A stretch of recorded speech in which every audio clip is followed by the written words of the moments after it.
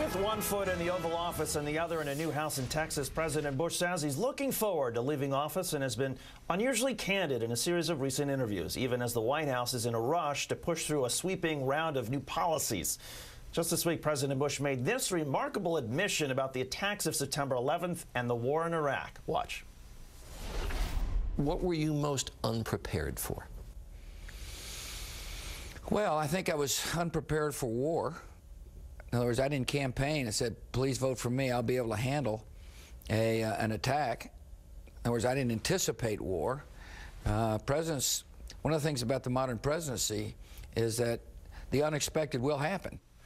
That led conservative columnist Stephen Hayes of the Weekly Standard to reveal the following, quote, "There's an ongoing Bush legacy project that's been meeting in the White House, really, with senior advisors. Karl Rove, Karen Hughes has been involved, current senior Bush administration advisors, and they're looking at how to sort of roll out the president's legacy." Brad Woodhouse is president of Americans United for Change. Sherry Jacobus is a Republican strategist and former RNC spokesperson. Sherry, this is a president with one of the lowest approval ratings in history. Can people like Karl Rove really come back and change the way history will view this?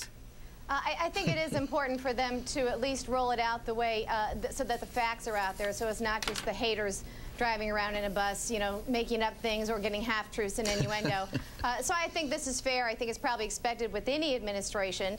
And low approval ratings do not, the way they are now, does not mean that history is going to have low approval ratings of this president. I think history is going to look upon the George W. Bush presidency quite favorably. He has kept this country safe.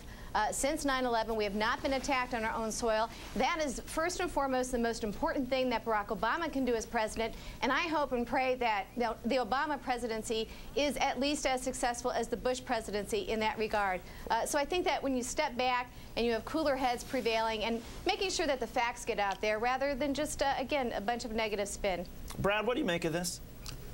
Well, Sherry, I have to say, Sherry, you are a real trooper. I mean, the idea that they're going to remake the president's legacy here. Look, this is going to be a tougher marketing job than Coca-Cola had selling new Coke. I mean, when it comes to a product, the cupboard here is bare.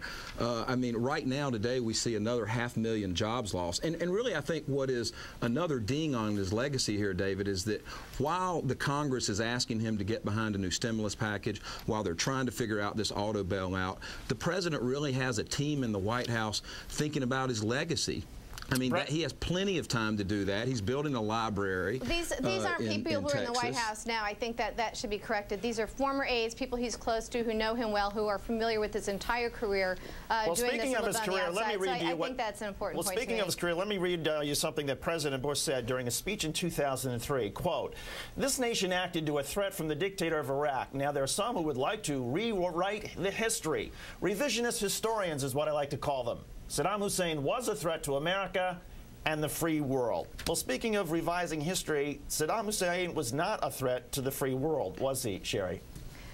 Well, you have to remember, too, that Bill Clinton said that as of his last day of his presidency, when he got his final secret intelligence briefing, his information was that Saddam Hussein had weapons of mass destruction. Right. And during the Clinton presidency, we do know that Saddam Hussein had thumbed his nose at the inspectors coming in. And we don't know what a president would do. Now, the Al-Qaeda tried to bring down the World Trade Towers during the Clinton presidency. They didn't succeed. They came in early in the Bush administration and did so. Had they succeeded during the Clinton administration, we don't know if Bill Clinton, he maybe would have decided to go be more aggressive in that region and decide to ward off those people you could then suggest, Sherry, if you're going to make that same argument, if historians want to go back and try to sort of rewrite and play the what-if game, you could also make the what-if argument that maybe 4,000 soldiers would be alive today if Bill Clinton or if Al Gore had been president as opposed to George W. Bush. I mean, it's a dangerous game when you play it that way. Or we could have lost thousands of people in the 90s during the Clinton administration. It's a game that, to be fair, you do have to play, in some ways, play the what-if game for any administration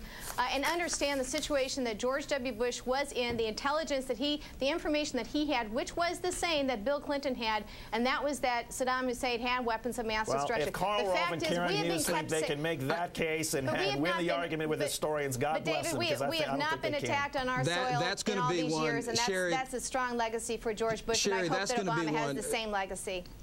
Rewriting President Bush's legacy is going to be one heck of a task. I mean, just look at the state that America is in today. The cupboard, like I said, the cupboard is bare. There's no product here to sell. Well, I'm not talking about rewriting it. I'm talking about getting the facts straight. Republican strategist, thank you both for coming on. Always a pleasure. Fascinating subject. Great. Thanks, David. You're welcome. At the top